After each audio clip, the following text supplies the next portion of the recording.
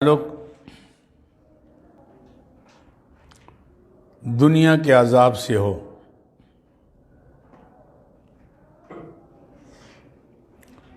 تو اسے تخفیفی دنیاوی کہتے ہیں۔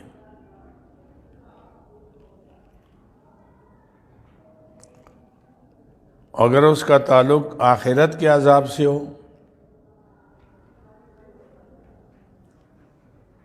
تو اسے تخفیفی اخروی کہتے ہیں۔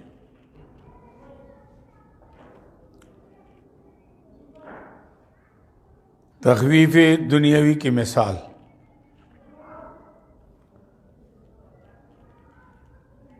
وَكَمْ أَهْلَكْنَا قَبْلَهُمْ مِنْ قَرْنٍ ہلاک کر کے کتنے ہم نے زمانے کے لوگوں کو ہلاک کیا، آج پتہ ہے ان کا کدھر ہے؟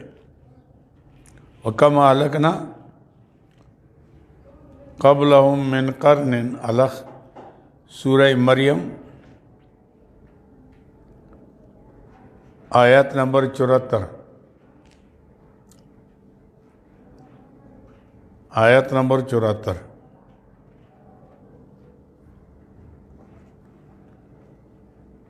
تخفیف اخروی کی مثال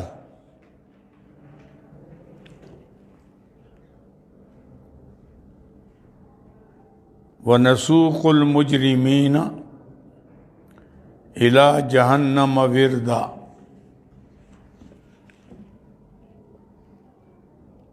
کہ ہم مجرموں کو جہنم کی طرف پیدل کھینچیں گے آخرت کی۔ سمجھیں، مثال کے طور پر جتنی آیتیں آئیں گی نا تو ہم کہیں گے جی یہ تخفیف دنیاوی ہے، اب سمجھ لیں کہ اس کا تعلق دنیا سے ہے، یہ تخفیف اخروی ہے، سمجھو اس کا تعلق آخرت سے ہے۔ سمجھے بات کو؟ یہ تخفیف ہوگی۔ آگے اصطلاح نمبر 4 بشارت۔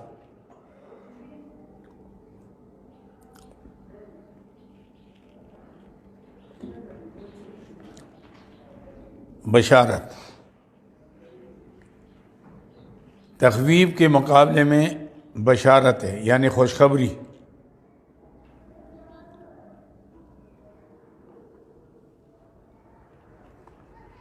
بعض وقت ماننے والوں کے لیے انعامات کی خوشخبری دی جاتی ہے۔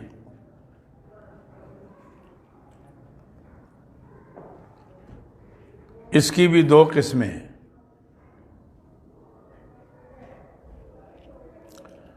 نمبر 1 بشارت دنیاوی، نمبر 2 بشارت اخروی۔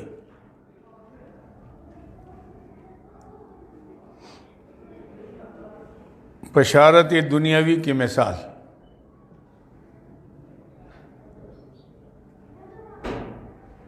اذا جاء نصر اللہ والفتح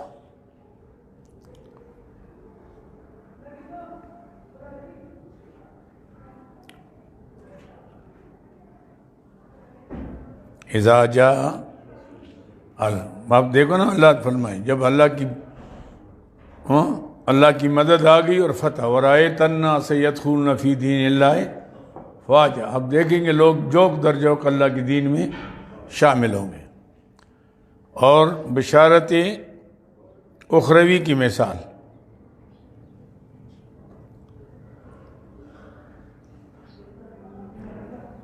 وعد اللہ الذین آمنوا منکم وعملوا الصالحات لَيَسْتَخْلِفَنَّهُمْ فِي الْأَرْضِ كَمَا اسْتَخْلَفَ الَّذِينَ مِن قَبْلِهِمْ وَلِيُمَكِّنَنَّ لَهُمْ دِينَهُمُ الَّذِي ارْتَضَىٰ لَهُمْ وَلِيُبَدِّلَنَّهُم مِّن بَعْدِ خَوْفِهِمْ أَمْنًا کہ اللہ نے وعدہ کیا ان لوگوں سے جو ایمان لائے اور نیک عمل کرتے ہیں، اللہ دنیا میں ان کو اقتدار دے گا، ہاں، اور ان کا خوف جو ہے امن سے تبدیل کرے گا۔ یہ سب جو ہے نا سورہ لکھ لیں الگ کر کے، وعد اللہ الذین آمنوا الگ کر کے، سورہ نور آیت نمبر 55۔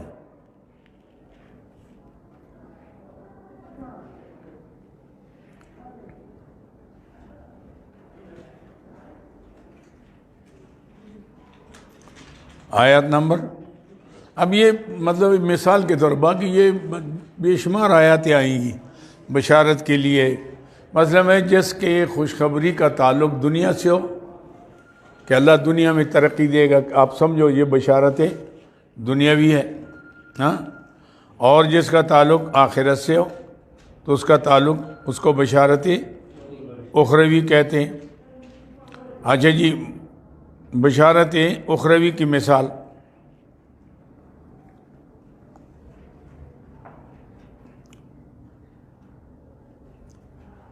ان الذین آمنوا وعملوا الصالحات، ان الذین آمنوا وعملوا الصالحات الخ. اب دیکھو نا، یہاں اللہ تعالیٰ نے آخرت کی، ان الذین آمنوا وعملوا الصالحات، وہ لوگ جی مان لائے اور نیک عمل کرتے ہیں، کانت لہم جنات الفردوس نزولا، ان کی مہمانی کی جگہ کیا ہوگی؟ جنت ہوگی، ہمیشہ رہیں گے اس میں. خالدین فیہا ابدا، ہاں ہمیشہ رہیں گے. ایسے میں ان الذین آمنوا کانت لہم جنات الفردوس نزلا خالدین فیہا لا یبغون عنہا حولا، کبھی بھی جگہ تبدیل کرنے کو جی نہیں چاہے گا. قل لو کان البحر ابصار، جا کے نا فمن کان یرجو لقاء ربی فلیعمل عملا صالحا ولا یشرک بعبادت ربی احدا. پوری اب آیات آپ پڑھیں گے ایسے میں، یعنی تو اس کا تعلق ہو گیا بشارت اخروی کے ساتھ. سمجھے بات کو؟ مثال کے طور پر اصطلاح نمبر 5، شکوہ لکھے.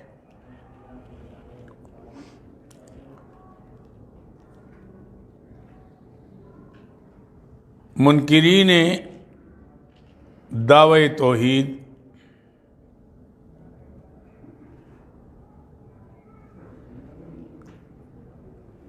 جب مقابلے میں دعویٰ پیش کرنے والوں کو مختلف طریقے سے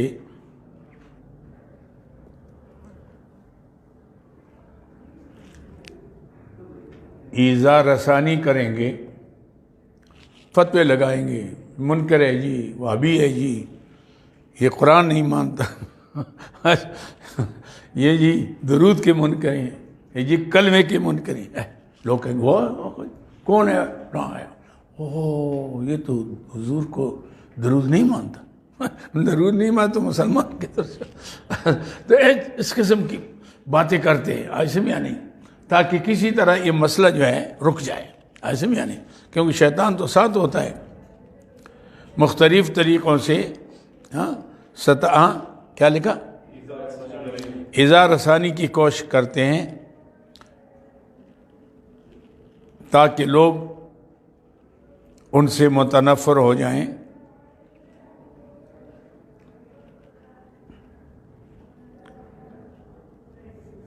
تو اللہ رب العزت کی طرف سے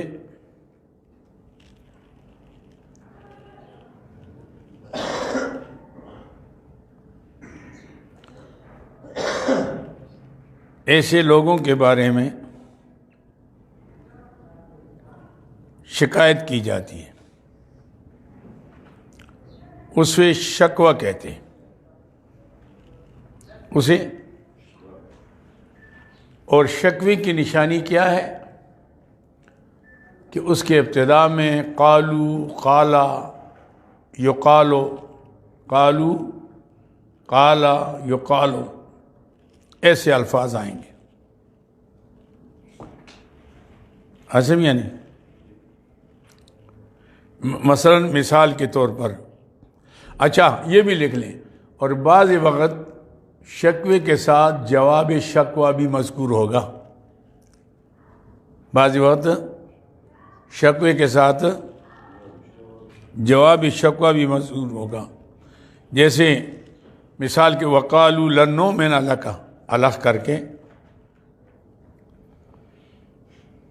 قالوا لن نؤمن لک الگ کر کے سورہ بنی اسرائیل آیت نمبر 93.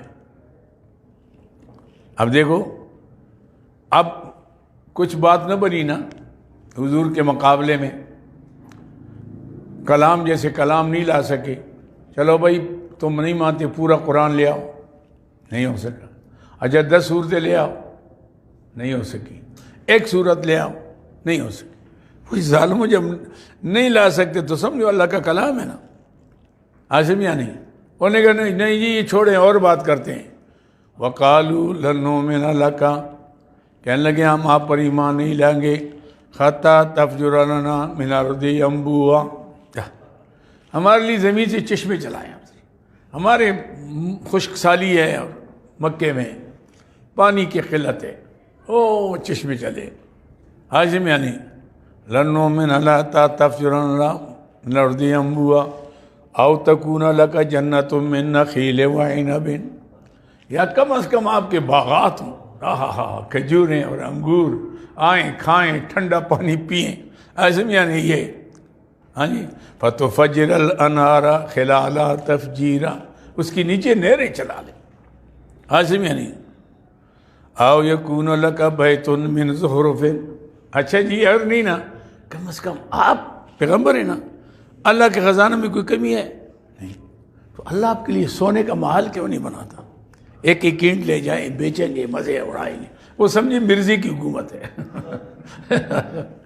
مرزا یہ کہتے ہیں اوے تم مانو تم جنت میں یہ ملے گا، ٹکٹ دیتے ہیں وہاں یہ ملے گا وہ ملے گا، حوری ملیں گی، اور اسرائیل ان کو اتنا دے دیں۔ ایسے کافر پاگل کے بچے آج کروڑوں روپے لیتے ہیں ان بے ایمانوں سے، وہاں کے ٹکٹ دیتے ہیں۔ حاضر ہیں کہہ لیں گے آپ کے لیے تو کم از کم کیا ہو، سونے کا محل ہو۔ ہاں جی او ترقا فی السما، اچھا جی ایسے نہیں نا، ہمارے سامنے یوں آپ آسمان پر چلے جائیں، ہم دیکھتے رہیں۔ آپ کہتے ہیں میں معراج پر گیا تھا، ہم دیکھنا چاہتے ہیں کہ کیسے جاتے ہیں۔ اچھا جا کر بھی کہنے لگے ہو سکتا ہے اللہ لے جائے۔ وَلَن نُؤْمِنَ لِرُقِيِّكَ حَتَّىٰ تُنَزِّلَ عَلَيْنَا كِتَابًا نَقْرَؤُ، ہم آپ کے چڑھنے پر بھی یقین نہیں کریں گے جب تک وہاں سے جا کر کتاب لے آئیں، اور کتاب لا کر پھر آپ کے پاس آنے کی ضرورت نہ ہو، خود پڑھتے رہے ہم۔ جب صبح اٹھے نا ہمارے سرانے کتاب پڑھی اور ہم پڑھے خود، کتاباً نقرأ۔ اب جواب شوقا، جواب شوقا میں نے کہا نا بعض جو جواب ہے، قل سبحان ربی، قل سبحان ربی، فرما دیجئے میرے پیارے حبیب، یہ کام یہ باتیں تم کر رہے ہیں تو اللہ کے کام ہے۔ میں نے الوہیت کا دعویٰ نہیں کیا، نبوت کا دعویٰ کیا ہے، میں نے نبوت کا دعویٰ ہے۔ سبحان ربی، میرا رب پاک ہے شریکوں سے، هل كنت الا بشر رسولا، میں نہیں ہوں مگر انسان ہوں اور اللہ کا رسول ہوں۔ هل كنت الا، بھائی میں انسان ہوں، میں خدا تو نہیں ہوں، اور میں رسول ہوں، وہی تو اس کے طرف سے آتی ہے، سمجھ میں؟ تو بعض وقت جواب شکوہ ہوگا، بعض وقت بغیر شکوے کے جواب کیا ہوگا۔ تو اس کو شکوے کی نشانی کیا ہے؟ کالا یا کالو یا یقالو، یہ اس کی نشانی جہاں جہاں بھی آئے گا نا، یہ تو قواعد ہے نا، تو اب قرآن پاک کے اندر جب آپ جائیں گے تو مزہ آئے گا۔ عاصم یعنی یہ ہو گیا۔ اصطلاح نمبر 6،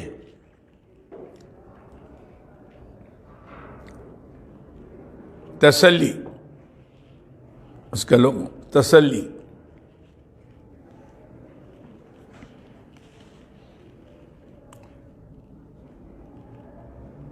بعض وقت مسئلہ توحید پیش کرنے والوں کو منکرین دعویٰ کی طرف سے ایذا رسانیاں اور مصائب آتے ہیں۔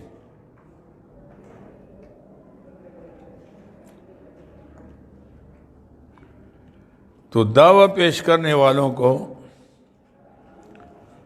اللہ کی طرف سے تسلی ملتی ہے تاکہ وہ زیادہ مطمئن ہو کر دلیر ہو جائیں۔ قرآن مجید حضرت صلی اللہ علیہ وسلم کو مختلف انداز اور تعبیر سے متعدد مقامات پر تسلی دیتے ہیں.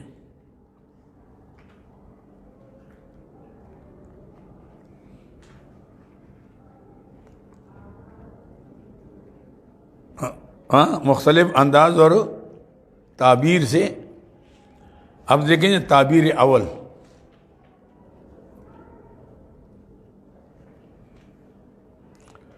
وَإِن يُكَذِّبُوكَ فَقَدْ كُذِّبَتْ رُسُلٌ مِّن قَبْلِكَ. سبحان اللہ. میرے حبیب اگر آپ کو جھٹلاتے ہیں آپ غم نہ کریں، آپ سے پہلے سارے رسول جھٹلائے گئے. اللہ، دیکھا نا، جب اللہ کی طرف سے جب یہ بات آئے گی نا تو حضور کتنے دلیر ہو جائیں گے. وَإِن يُكَذِّبُوكَ فَقَدْ كُذِّبَتْ رُسُلٌ مِّن قَبْلِكَ. اگر یہ آپ کو جھٹلاتے ہیں تو یہ اکیلے آپ نہیں، آپ سے پہلے بھی نبی جھٹلائے گئے. سورہ فاطر آیت نمبر 4. سورہ فاطر آیت نمبر 4. تعبیر ثانی، فَاصْبِرْ عَلَىٰ مَا يَقُولُونَ وَسَبِّحْ بِحَمْدِ رَبِّكَ قَبْلَ طُلُوعِ الشَّمْسِ وَقَبْلَ غُرُوبِهَا. دیکھا یہ فَاصْبِرْ عَلَىٰ مَا يَقُولُونَ الگ کر کے. سورہ طٰہٰ آیت نمبر 13. ہائے میرے حبیب آپ صبر کریں اور صبر کر کے میرے ساتھ تعلق جوڑے رکھیں. صبح و شام مجھے یاد کریں، ان کے پروپیگنڈوں کی پرواہ نہ کریں، یہ تو کرتے رہیں گے. آپ میرے ساتھ، میرا معاملہ ہے، میرے ساتھ رہیں، جو مرضی کرتے جائیں، آپ ان کی پرواہ نہ کریں. تعبیر ثالث، وَلَقَدْ نَعْلَمُ أَنَّكَ يُضِيقُ صَدْرُكَ بِمَا يَقُولُونَ. میرے حبیب ہمیں پتہ ہے جب یہ بہت بڑا وہ جی شاعر ہے، مجنون ہے، کاہن ہے، ساحر ہے، تو آپ کے دل کے اندر بات آتی ہے، تنگی، آئے اللہ میں تیرا قرآن پیش کرتا ہوں، یہ میرے اوپر فتوے لگا رہے ہیں. ہمیں پتہ ہے جو آپ کا سینہ مبارک تنگ ہوتا ہے، لیکن آپ اس کی پرواہ نہ کریں، یہ سب کچھ میرے لیے ہے، یہ سب کچھ ہائے. تو نبی پر کتنے بھی مصائب کیوں نہ آئے نا، تو نبی برداشت پھر خوش ہوگا. اللہ جب آپ خوش ہیں تو پھر مجھے کیا. وَلَقَدْ نَعْلَمُ أَنَّكَ يُضِيقُ صَدْرُكَ. الگ سورہ حجر آیت نمبر 97. تعبیر خامس، تعبیر یہ رابع، تعبیر رابع، وَلَقَدْ آتَيْنَاكَ سَبْعًا مِّنَ الْمَثَانِي وَالْقُرْآنَ الْعَظِيمَ. اللہ اکبر. میرے حبیب یہ کیا کرتے ہیں؟ دنیا کے خاطر یہ لوگ آپ کو ذلیل کر رہے ہیں. میرے حبیب ہم نے جو آپ کو دیا ہے نا خزانہ، ساری دنیا اس کا مقابلہ نہیں کر سکتی. وَلَقَدْ آتَيْنَاكَ سَبْعًا مِّنَ الْمَثَانِي. ہم نے آپ کو 7 آیاتیں دی. سورہ فاتحہ، مثانی کے معنی جو اس کا بار بار تکرار ہر نماز کے ہر رکعت میں. وَالْقُرْآنَ الْعَظِيمَ. ہم نے آپ کو بڑا قرآن دیا. سبحان اللہ. یہ جو حکومتیں ہیں تو عارضی ہیں، وقتی ہیں، فانی ہیں، چلی جائیں گی. آپ کو جو ہم نے حکومت دی ہمیشہ کے لیے، ہائے دنیا میں بھی ساتھ ہے، قبر میں بھی ساتھ ہے، حشر میں بھی ساتھ ہے، جنت میں بھی. ہم نے آپ کو اتنی بڑی لا تمدن عینیک الی ما متعنا بھی. آپ ذرا آنکھیں بھی نہ اٹھائیں جو ہم نے ان کو دیا ہے، یہ دولت اور یہ خزانے اور یہ مارکیٹیں اور یہ بنگلے اور یہ کچھ نہیں ہے، یہ تو عارضی ہے، وقتی نہیں. جو چیز ہم نے آپ کو دی ہے یہ ساتھ ہے. ایسے میں یہ تعبیر ہوگی نا، تعبیر رابع ہو گیا. تعبیر خامس بھی لکھ لیں. وَاصْبِرْ نَفْسَكَ مَعَ الَّذِينَ يَدْعُونَ رَبَّهُمْ بِالْغَدَاةِ وَالْعَشِيِّ. سبحان. آپ ان کو چھوڑیں، موٹے موٹے صنادید، ایک غلاظت کے ٹوکرے ہیں. آپ ان غریبوں کے ساتھ بیٹھیں جو آپ کا کلمہ پڑھتے ہیں اور آپ کے ساتھ چلتے ہیں، چاہے وہ مسافر ہے، چاہے وہ مزدور ہے، چاہے کچھ بھی ہے، کپڑے پھٹے ہوئے ہیں. اللہ اکبر. وَلَقَدْ آتَيْنَا کیا فرمایا؟ وَاصْبِرْ نَفْسَكَ مَعَ. آپ اپنے ان لوگوں کے ساتھ رہے جو صبح و شام اللہ کو یاد کرتے، صبح و شام اللہ کو یاد کرتے. ایسے میں نہیں، لوگوں کی نظر میں تو حقیر لوگ ہیں.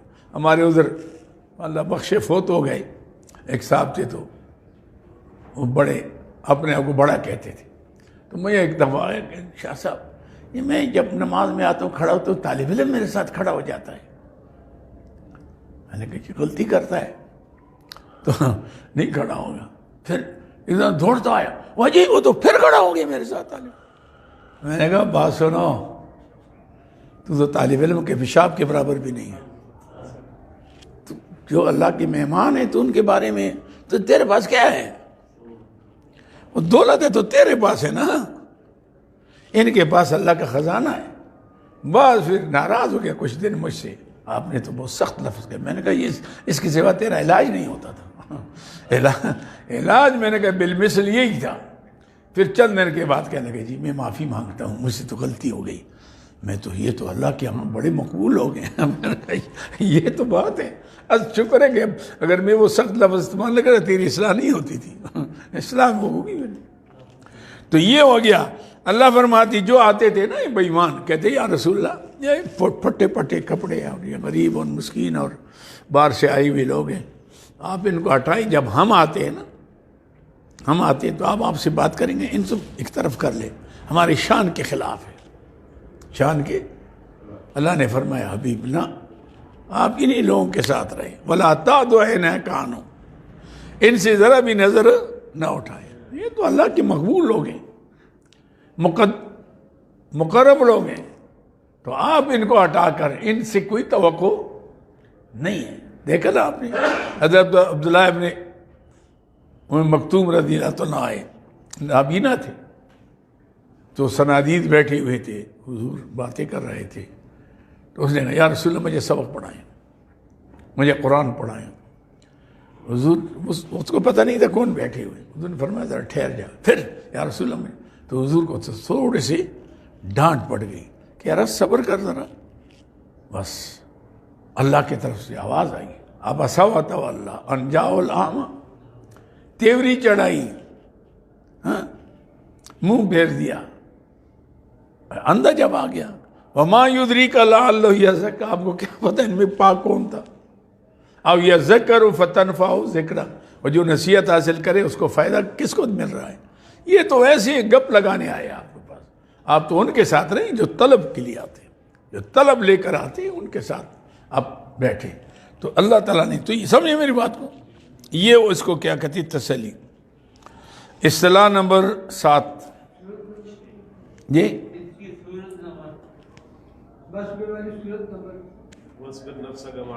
وَاصْبِرْ نَفْسَكَ مَعَ، مثال نہیں دی میں دیا. وَاصْبِرْ نَفْسَكَ مَعَ الَّذِينَ، سورہ کاف آیت نمبر 28.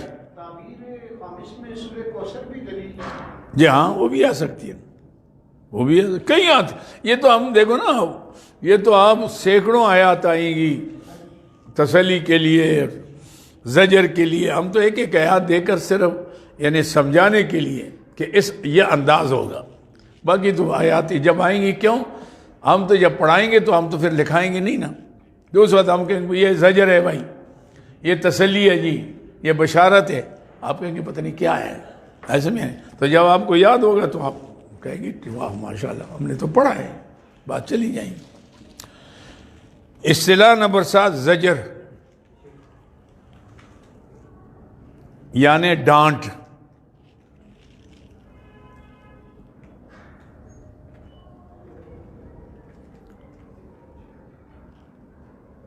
ڈانٹ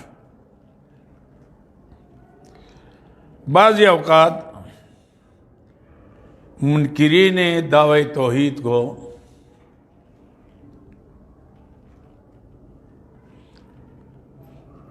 ان کے ناجائز حرکات، ہاں ناجائز حرکات اور غیر معقول مطالبات پر، غیر معقول مطالبات پر ڈانٹ، اللہ کی طرف سے ڈانٹ پڑے گی. اسے زجر کہتے ہیں. اسے زجر کے معنی کیا ہو گیا؟ ڈانٹ کے، زجر کہتے ہیں. جیسے اللہ تعالیٰ فرماتے ہیں فَلَمَّا جَاءَتْهُمْ رُسُلُهُمْ بِالْبَيِّنَاتِ، پوری آیت بعد میں دیکھیں. فَلَمَّا جَاءَتْهُمْ رُسُلُهُمْ بِالْبَيِّنَاتِ، الخ سورہ مومن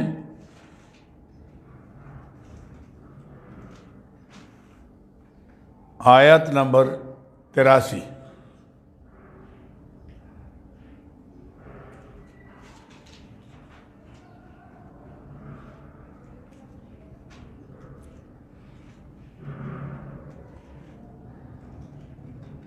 آیت نمبر، اصطلاح نمبر 8، امور مصلحہ، امور و امور انتظامیہ، امور مصلحہ و امور انتظامیہ.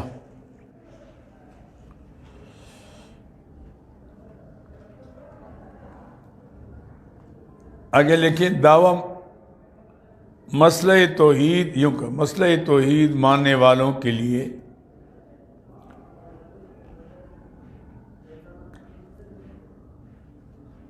ضروری ہے کہ وہ خود اس مسئلے پر قائم رہیں،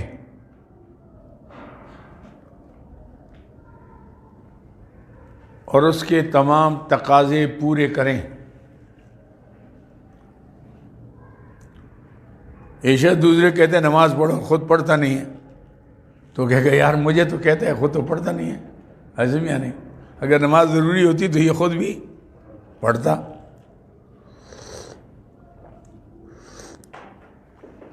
ایشا دوسرے کو دیانتداری کی تعلیم دے، خود دیانت خیانت کرتا ہے، تو لوگ کہیں گے یار ہمیں کہتا ہے اور خود. تو اس لیے ضروری ہے کہ آدمی جو بتائے اس پر خود بھی عمل کرے. عاصم یعنی ضروری ہے کہ اس دعوے پر مضبوطی سے قائم رہیں، اس کے تمام تقاضے کیا کریں. قرآن مجید میں امور انتظامیہ، مثلاً قصاص، وصیت، طلاق، وراثت وغیرہ کے احکام بیان کیے ہیں.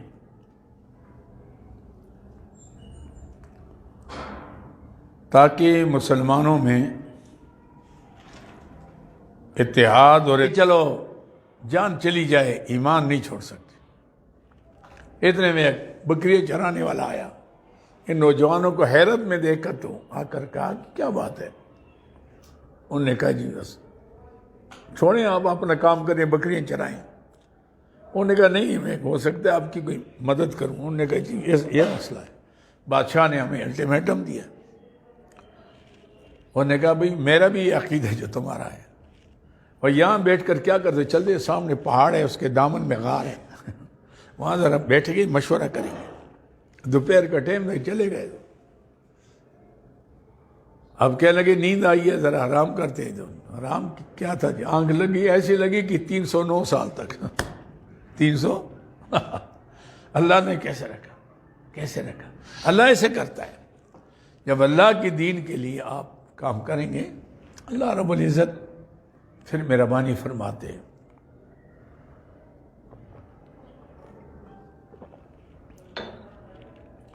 تو اس کو کہتے ہیں وَرَبَطْنَا عَلَىٰ قُلُوبِهِمْ سورہ کاف آیت نمبر 14. یہ مثال کے طور پر میں نے آپ کو سمجھایا. اصطلاح نمبر 10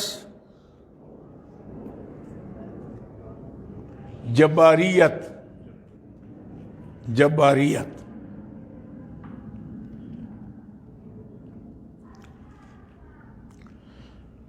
اللہ رب العزت نے انسان کو حق سمجھنے کے لیے دل، آنکھیں، کان، دماغ دیے ہیں، اور حق سمجھانے کے لیے انبیاء علیہ السلام مبعوث فرمائے اور ان پر کتابیں نازل کی ہیں.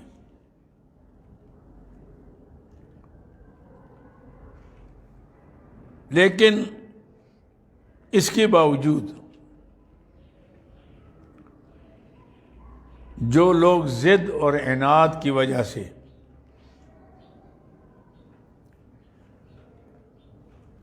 اہل حق کا مقابلہ کریں اور اپنا عقیدہ باطلہ پر قائم رہے،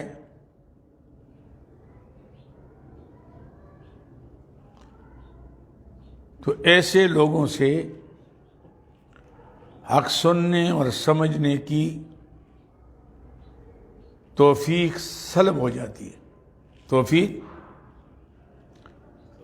سلب ہو جاتی ہے.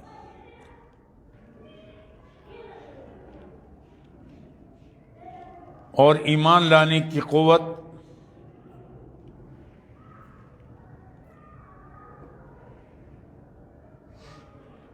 ختم ہو جاتی ہے. اس حالت کا نام ہے جباریت.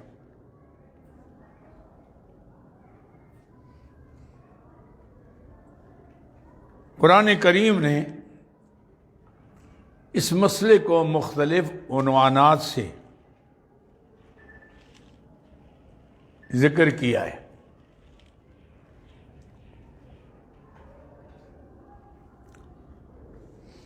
عنوان نمبر 1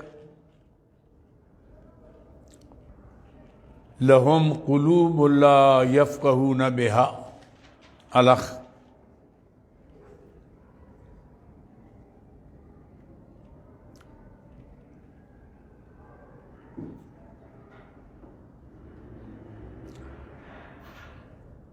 الخ کر کے سورہ اعراف آیت نمبر 79 79 دیکھو نا، اللہ نے فرمایا، دیکھو لہم قلوب لا یفقہون، ہم نے ان کو دل دیے تھے لیکن انہوں نے سمجھنے کی کوشش نہیں کی. وَلَهُمْ أَعْيُنٌ لَا يُبْصِرُونَ بِهَا، ہم نے آنکھیں دی، انہیں اسے اللہ کا دین دیکھا ہی نہیں. وَلَهُمْ آذَانٌ لَا يَسْمَعُونَ بِهَا، ہم نے کان دیے تھے سننے کے لیے، انہوں نے اسے کام. اولئک کالانعام بل هم اضل، ان کی مثل چوپایوں کی ہے بلکہ اسی بھی کہیں گزرے. سمجھے میری بات کو؟ یہ ایک عنوان ہے. عنوان نمبر 2 کبھی اس حالت کو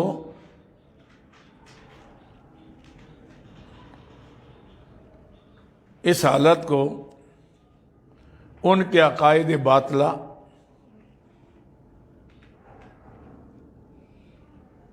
اور اعمال مشرکانہ کی طرف منسوب کیا جاتا ہے.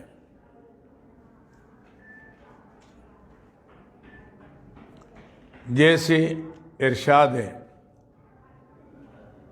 کبھی اس حالت کو جی جناب، کبھی اس حالت کو عنوان نمبر ان کے یعنی کیا لکھا، کبھی ان حالات کو ان کے عقائد باطلہ اور اعمال مشرکانہ کی طرف، عقائد باطلہ اور اعمال مشرکانہ کی طرف منسوب کیا جاتا ہے. جیسے اللہ کا ارشاد ہے برانا علی قلوبہم ما کانوا یکسبون، برانا علی قلوبہم ما کانوا، یہ سورہ مطففین آیت نمبر 14۔ اللہ فرماتے ہیں ہم نے ان کے دلوں پر گرہ کیوں لگایا؟ بما کانوا، بران علی قلوبہم ما کانوا یکسبون، ان کے کسب کی وجہ سے۔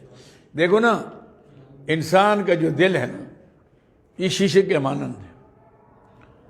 جب آدمی گناہ کرے گا نا تو اس پر ایک سیاہ داغ لگ جاتا ہے۔ اگر گناہ کے بعد نیکی کی تو ان الحسنات یذہبن السیئات، اللہ تعالیٰ اس گناہ کو صاف کر لیتے ہیں۔ نیکی نہیں کی، گناہ رہا، پھر گناہ کیا، پھر داغ لگ گیا، پھر گناہ کیا، پھر داغ لگ گیا، لگتے لگتے دل جو ہے نا وہ سیاہ ہو جاتا ہے۔ جب سیاہ ہو جاتا ہے تو اللہ کی طرف سے موری جباریت لگ جاتی ہے۔ سمجھے میری بات کو کہ اب یہ اس قابل نہیں ہے۔ حالانکہ یہ قابل یہ نہیں کہ اللہ نے کیا کسی کو، اللہ کسی کے ساتھ زیادتی نہیں کرتا۔ اللہ کے تو بندے سے جو محبت ہے وہ ماں کی محبت جو بچے سے اسے 70 گنا زیادہ ہے۔ یہ اس کے اپنے عمل تھا۔ بران علی قلوب، اللہ فرماتے ہیں ہم نے ران کہتے ہیں نا رنگ کو، ہم نے اس کے دل کو سیاہ کیا اس کے کسب کی وجہ سے، بما کانوا یکسبون۔ ایسے بھی یعنی مولانا روم رحمۃ اللہ اس لیے تو فرماتے ہیں کہ ہر گناہ رنگ استبر مرآت دل، اور دل شود زی رنگہا خوار و حجل۔ ہر گناہ جو ہے دل کی شیشے پر کیا ہے؟ رنگ ہے، جس سے دل بگڑ جاتے ہیں۔ اور چون عادت گشت دل راتی رگی، نفس دورا بے شگردد ہے رگی۔ جو گناہ کرتا جائے گا اس کا دل پریشان ہوتا جائے گا، پریشان ہونے کے بعد پھر اللہ فرمائیں گے اب تیرا دل کام کرنے کے قابل۔ جیسے میرے پاس طالب علم ہے، اب میرا قصور میں دیکھتا ہوں بھائی آپ یہ نہ کریں، پھر کیا، پھر تنبیہ کی بھائی ایسا نہ کریں، پھر کیا، تیسری دفعہ چوتھی دفعہ میں کہوں یار یہاں سے چلے جا، تو پڑھنے کے قابل، تو میرے کہنے سے وہ پڑھنے کے قابل ناقابل تو نہیں ہوا، اپنے عمل سے ہوا ہے۔ سمجھے میری بات کو؟ جیسے کسی ڈاکٹر کے پاس آپ جاتے ہیں، حکیم وہ پکڑتا ہے، ہاں کہتا ہے بھائی اس بیماری کا علاج نہیں ہے، تو ڈاکٹر کے کہنے سے تو نہیں ہوا نا، بلا علاج تو خود ہوا ہے۔ تو اللہ فرماتے بران علی قلوبہم ما کانوا یکسبون، ہم کسی پر زیادتی نہیں کرتے، یہ اپنے اعمال کی وجہ سے ایسے ہیں۔ سمجھے میری بات کو؟ یہ ہے کیا ہو گیا جی؟ ہاں اچھا، عنوان نمبر 2 ہو گیا۔ عنوان نمبر 3، اس میں تقدیر کا کیا مطلب ہے؟ تقدیر الہی اس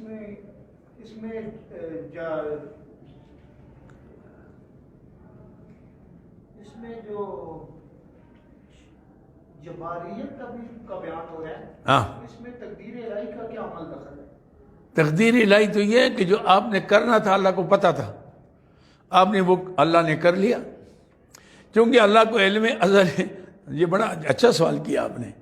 اصل بات یہ ہے کہ تقدیر کس کو کہتے ہیں؟ لوگ سمجھتے ہیں کہتے ہیں جی اگر تقدیر میں لکھا ہے میرے لیے تو جنت میں جاؤں گا، تقدیر میں لکھا ہے دوزخ تو دوزخ میں جاؤں گا، مجھے عمل کی کیا ضرورت ہے؟ کہتے ہیں نہیں کہتے؟ آپ اس کو کہیں اگر تقدیر میں لکھا ہے پیٹ میں روٹی کا آنا تو آ جائے گی، اگر نہیں ہے تو نہیں آئے گی، تو پھر محنت کی کیا ضرورت ہے؟ وہ کہیں نہیں جس کی ضرورت ہے۔ آپ کہیں جناب اگر تقدیر میں آپ کا لکھا ہے ایم اے، تو آپ خود بخود گھر میں بیٹھے بیٹھے ایم اے ہو جائیں گے، اور جب تقدیر میں نہیں لکھا تو نہیں ہوں گے۔ آپ تو کہے گا نہیں جی اس کے لیے تو پڑھنا ضروری ہے۔ تو ہم تو مکلف ہیں کام کے، لیکن اللہ تعالیٰ کو پتہ تھا کہ اس نے کیا کرنا تھا، اس کا انجام کیا ہوگا، وہ اللہ نے لکھ لیا، اس کو تقدیر کہتے ہیں۔ سمجھے میرے؟ ایک اعتبار سے انسان جو ہے وہ تقدیر کا تابع ہے، اور ایک اعتبار سے تقدیر اس کے تابع ہے۔ یعنی بات سمجھائیں؟ یعنی بالکل نہ باریک سا مسئلہ میں بتاتا ہوں. انسان کو اختیار دینے کے اللہ نے دیا. اختیار دیا کہ یہ کرو گے یہ ہوگا. اور جو اس نے کرنا تھا اچھا یا برا اللہ کو اس کا علم پہلے سے تھا. اور جب پہلے سے تھا تو اللہ نے اس کا فیصلہ لکھ لیا, وہ تقدیر ہوگی. یہاں جیسے میرے پاس مثلا کوئی مہمان آتا ہے لاہور سے, مجھے پتہ لگ گیا مہمان, تو میں اس کے لیے کمرہ بناتا ہوں, بستر بچھاتا ہوں, کھانے کا انتظام کرتا ہوں. تو وہ میرے آنے یعنی یہ انتظام کے تابع تو نہیں ہے, وہ تو آ رہا ہے, خود آ رہا ہے. مجھے اس کا علم تھا تو میں نے کر لیا. یہ مسئلہ ہے بس, سمجھ. اگر اس نقطے کو سمجھ لیں تقدیر سمجھ جائیں گے ہم. یہ ہاں یہ تقدیر میں اختیار لکھا ہوا ہے, انسان کو اختیار جی. الاسباب اور تحت الاسباب. تو وہی نا, اب اپنے اسباب کے تک کام کریں گے. عاصم یعنی حضور سے پوچھا یا رسول اللہ, حضور سے سوال ہوا کہ اگر تقدیر میں یہ لکھا ہے تو یہ کر لیں. فرمایا ہر ایک آدمی وہ کام کرے گا لما خلقا, جس کے لیے پیدا کیا گیا, وہ کرے گا خود بخود. تو وہ چل گئے, وہی تقدیر ہے. ہاں چلو سمجھ گئے بات کو. اچھا کیا لکھا تھا؟ عنوان نمبر 3, کبھی اس حالت کی نسبت اللہ کے ذات کی طرف کی جاتی ہے.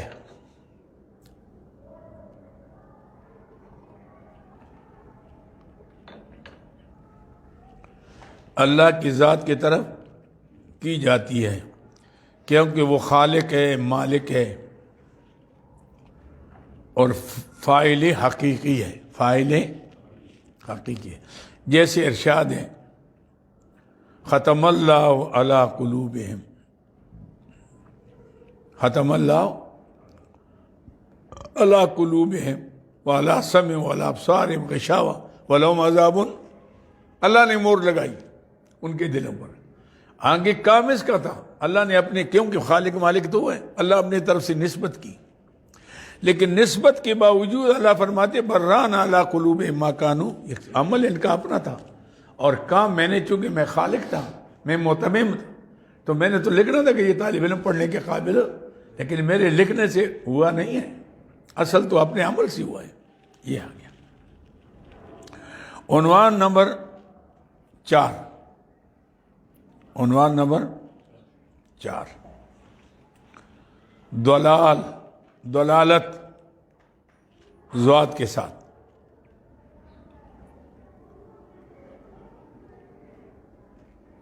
کیا؟ نہیں, عنوان نمبر 4, کبھی اس حالت کی نسبت, یہ رکھے وہ اصلاح ہے, کبھی اس حالت کی نسبت خود مشرکین کی طرف کی جاتی ہے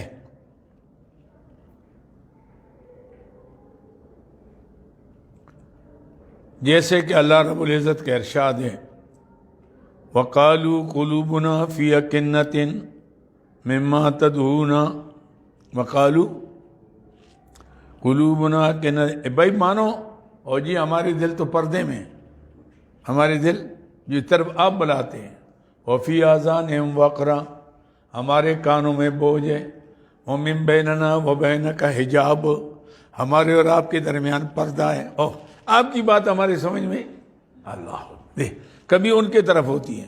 جیسے وَقَالُوا قُلُوبُنَا أَكِنَّةٌ, سورہ حامیم سجدہ آیت نمبر 5.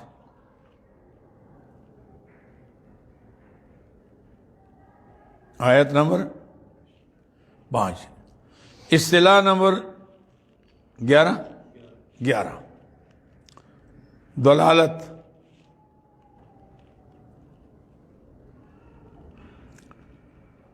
جس طرح ہدایت کے 4 درجے ہیں جو آپ نے لکھ لیے, اسی طرح گمراہی کی بھی 4 درجے.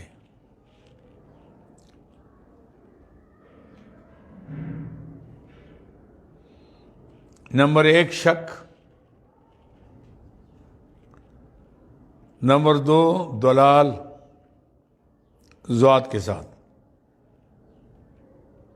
نمبر 3 جدال نمبر 4 ختم. اب دیکھو نا، اب یہ آپ سمجھ لیں گے نا، اب کتنا مشکل ہے کہ جب آپ سورہ بقرہ پڑھیں گے تو آپ پڑھیں گے ختم اللہ علی ان الذین کفروا سواء علیہم اانذرتہم لم تنذر لا یؤمنون ختم اللہ علی قلوبہم وعلی سمعہم وعلی ابصارہم غشاوہ ولہم عذاب عظیم. تو آپ پر کوئی سوال کرے گا کہ جب اللہ تعالیٰ نے مور لگائی تو اب وہ تو مجبور ہو گیا، ہاں، تو اب اس کو سزا کیوں ملتی ہے جو معاذ اللہ کی طرف زیادتی ہے؟ جیسے میں کسی کے ہاتھ پاؤں باندھ لوں پھر کہوں جاؤ پانی لے آؤ، وہ کیسے لائے گا؟ وہ تو جا نہیں سکتا نا. تو جب مور اللہ تعالیٰ نے لگا لی تو اب یہ ایک سوال. دوسرا سوال یہ پیدا ہوتا ہے کہ آپ سے بڑا سوال ہے، آپ سے یہ پوچھے کہ جناب آپ یہ کہتے ہیں کہ اللہ نے مور لگائی ایمان نہیں لائیں گے، قرآن نے تو کہہ دیا، ہاں، تو یہ صورت تو مدنی صورت ہے اور مدینے میں سب سے پہلے اترنے والی صورت ہے. کہ اس کے بعد لوگ ایمان لائیں کہ نہیں لائیں؟ ہاں، لائے کہ نہیں لائے؟ لائے نا، لاکھوں آدمی لائے نا. تو قرآن کہتے ہیں ایمان نہیں لائیں گے، آپ چاہے ڈرائیں نہ ڈرائیں، ایمان نہیں لائیں گے. تو زیادہ قرآن پر اعتراض آتا ہے کہ قرآن نے خوشخبری دی کہ لوگ ایمان نہیں لائیں گے اور حالات یہ بتا رہے ہیں کہ لاکھوں ایمان لائے ہیں. تو یہ تو بہت بڑا اعتراض ہے.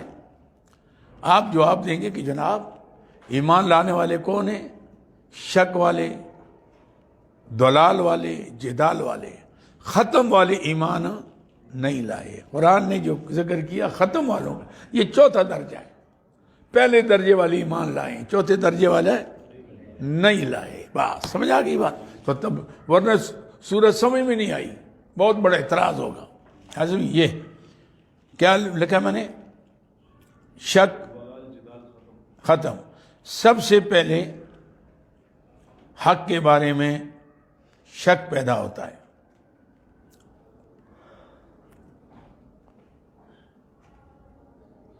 شک پیدا ہوتا ہے. دوسری نمبر اس کے بعد شیطان کی رہنمائی سے گمراہی آتی ہے. گمراہی کے بعد، گمراہی میں پختگی کے بعد اہل حق سے مناظرے، لڑائیاں، جھگڑے کرتے ہیں. ایسے میں نہیں، جھگڑے کرتے ہیں.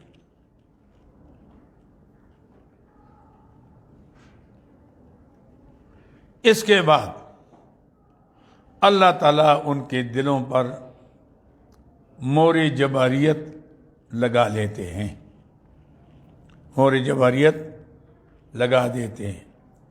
جیسے ربط کے بعد، یہ جو ہدایت کے 4 درجے ہیں نا، آخری ربط، جیسے ربط کے بعد کوئی انسان گمراہ نہیں ہو سکتا، گمراہ، اسی طرح ختم کے بعد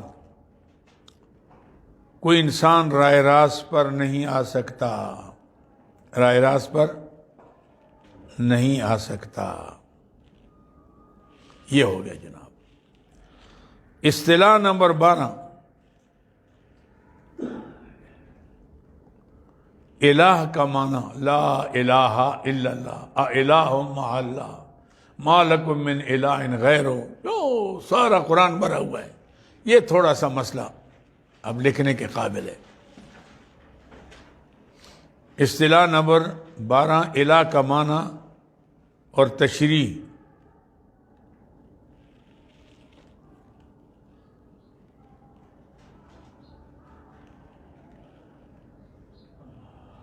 معنی اور تشریح. الہ بمعنی معبود،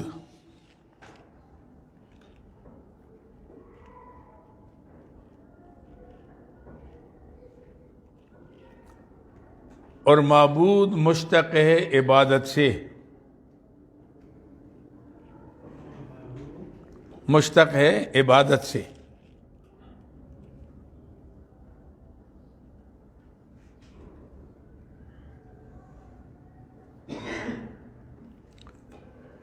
عبادت کے 4 معنی ہیں۔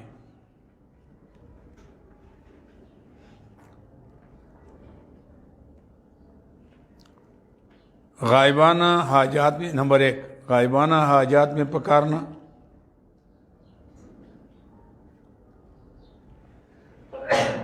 نمبر 2 نظر نیاز دینا،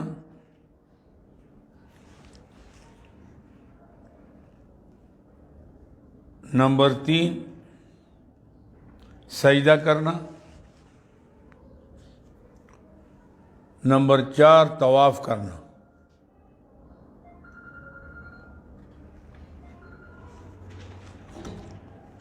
طواف کرنا، اگر غائبانہ حاجات میں اللہ کو پکارا گیا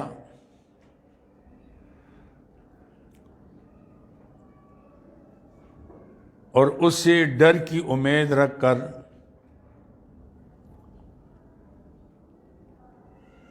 اس کے آگے سجدہ کیا،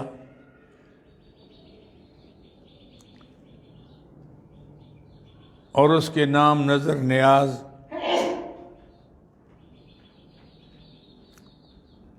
دیا، اور اس کے گھر کے طواف کیا،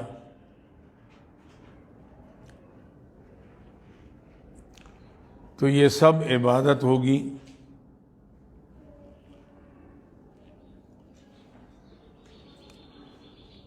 اور اگر یہ سب امور اس کے عبادت ہوگی، اور اگر یہ امور یعنی یہ 4 یہ امور انبیاء علیہ السلام کے لیے کریں یا اولیاء اللہ کی کریں،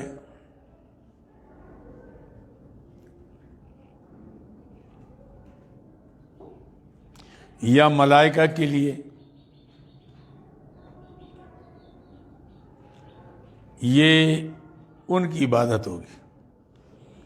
سجدہ کرو گے اپنے نبی کی عبادت کی، نظر نیاز دو گے، ہاں صدقہ خیرات اور چیزیں، مثلا کوئی شخص یہ کہے اور جی پھر تو آپ بھی غیر اللہ کے نام، آپ نے کہا میرے باپ کے لیے میں خیرات کرتا ہوں، سانڈا لاتا ہوں، بکرا لاتا ہوں، دمبا لاتا ہوں، تو بھائی ان کی تو عبادت، آپ عبادت نہیں کر رہے، ان کی ایصال ثواب کا، ایصال ثواب اور چیز ہے، ایصال ثواب تو آپ اس کو فائدہ پہنچانا چاہتے ہیں، عبادت کے نظر نیاز دے کر آپ ان سے فائدہ لینا کہ میں اس لیے بکرا دوں گا تاکہ وہ میرا مال بچا لے، مجھے بیٹا دے دے، عزمیہ نہیں، یعنی ایصال ثواب کسی کو نفع نقصان کا مالک نہ سمجھ کر ان کے نام صدقہ خیرات کرتا ہے، یہ تو جائز ہے، لیکن کسی کو آپ نفع نقصان کا مالک سمجھ کر اس کے نام پکاریں، یہ بھی عبادت ہے،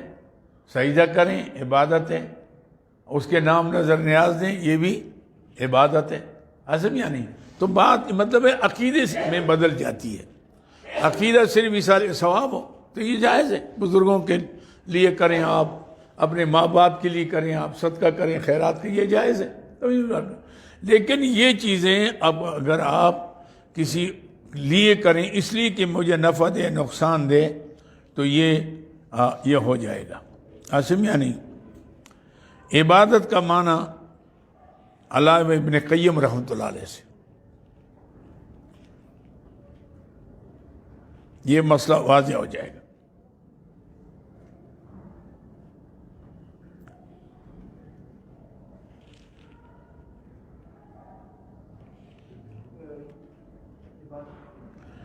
علامہ ابن قیم رحمۃ اللہ علیہ سے، علامہ ابن قیم رحمۃ اللہ علیہ نے مدارج السالکین میں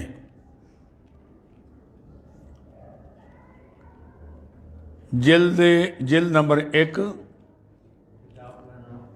مدارج السالکین، مدارج السالکین جلد نمبر 1 صفحہ نمبر 40 میں لکھا ہے العبادت عبارت عن الاعتقاد والشعور، جس کو عربی لکھ نہیں آتی بے شک نہ، لیکن میں ترجمہ لکھ لوں گا۔ العبادت عبارت عن الاعتقاد والشعور بأن للمعبود سلطتاً غیبیتاً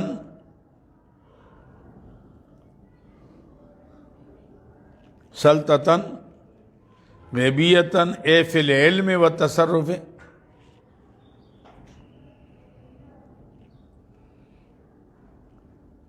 اے فی العلم والتصرف فوق الاسباب، فوق الاسباب یقدر بها علی النفع وضرر، یقدر بها علی النفع وضرر، فکل دعاء ونداء وثناء وتعظیم ینشأ من هذا الاعتقاد، ینشأ فہو عبادۃ لہ،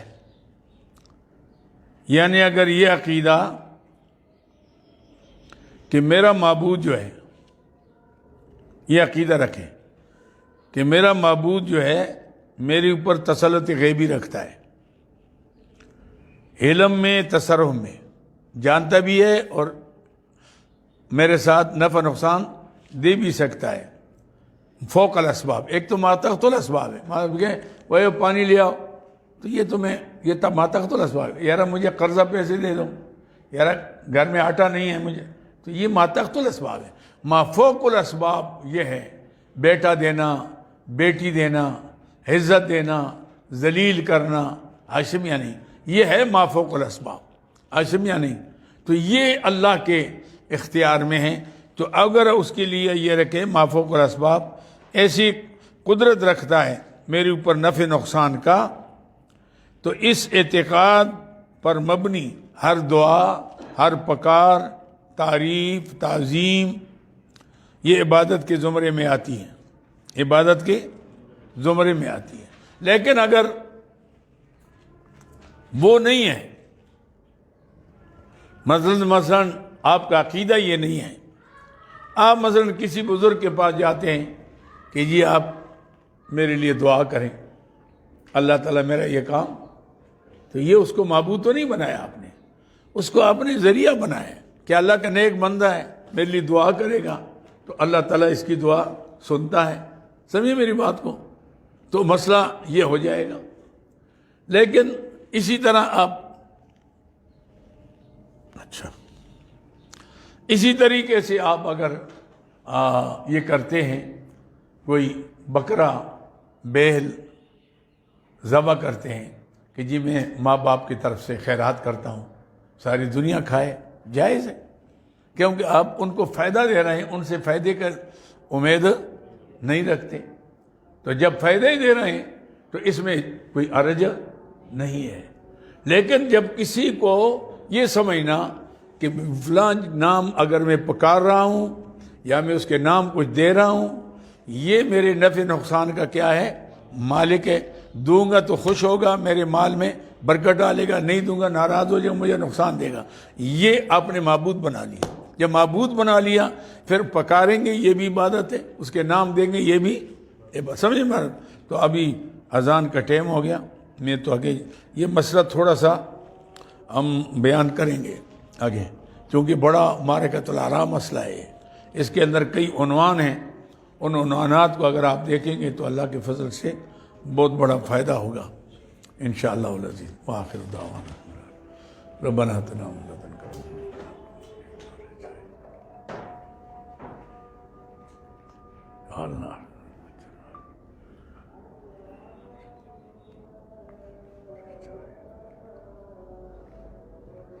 اللہ صلی اللہ